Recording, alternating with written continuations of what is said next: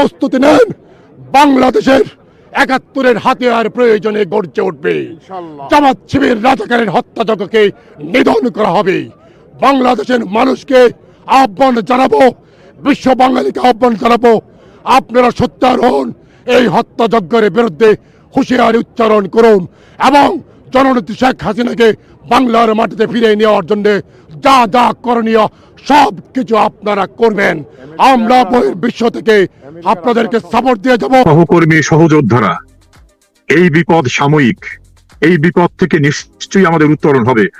সত্যের জন্য, প্রগতির জন্য, উন্নয়নের জন্য, সামনের দিকে এগিয়ে যাওয়ার জন্য যে কথাটা প্রায় আমরা বলে থাকি, যে অন্ধকার থেকে আলোকবর্তিকে হাতে নিয়ে অপ্রতিরোধ্য গতিতে আমরা যদি এগিয়ে যাই, তাহলে নিরস্ত্র বাঙালি যেমন পাকিস্তানের প্রশিক্ষিত সেনাবাহিনীকে পরাজিত করে স্বাধীনতার লাল সূর্য ছিনিয়ে এনেছিল, শেখ হাসিনার নেতৃত্বে নিশ্চয়ই সেটা আমরা আনতে পারবো।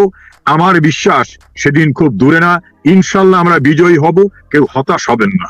ত্যাগের বিনিময়ে অর্জিত স্বাধীন সার্বভৌম বাংলাদেশটা আজকে মনে হয় যে স্বাধীনতার পরাজিত শত্রুরা, তাদেরকে আমরা শকুনের মতো বলি, তারা আজকে সবল দিয়েছে, তারা খামচে ধরেছে। বাংলাদেশের নামটা শুধু বাংলাদেশ আছে, আর সবকিছু বদলে দেওয়ার জন্য ক্ষমতা অবৈধভাবে দখল করা ব্যক্তিরা তাদের স্বার্থের বিকাশ ছাড়া আর কোনো মানুষের কল্যাণে কিছু করছে না। কাজেই বুঝতে পারছেন বাংলাদেশ কোন অবস্থায় এখন আছে। সারা বাংলাদেশে মামলার এত ভয়াবহ নির্যাতন হচ্ছে, এই নির্যাতনকে ভয় পাবেন না। বঙ্গবন্ধুকেও কিন্তু মৃত্যুদণ্ড দিয়েছিল, ওরা কার্যকর করতে পারে নাই। 1/11 শেখ হাসিনাকে কিন্তু দুর্নীতিবাজ সাজিয়ে সাজা দিতে চেয়েছিল, ওরা পারে নাই। ধৈর্য ধরুন, নিশ্চয়ই আমরা বিজয়ী হব, হতাশ হবেন না। আমাদের সুদিন ইনশাল্লাহ খুব দূরে না। আওয়ামী লীগের একজন কর্মী না হয়েও আমি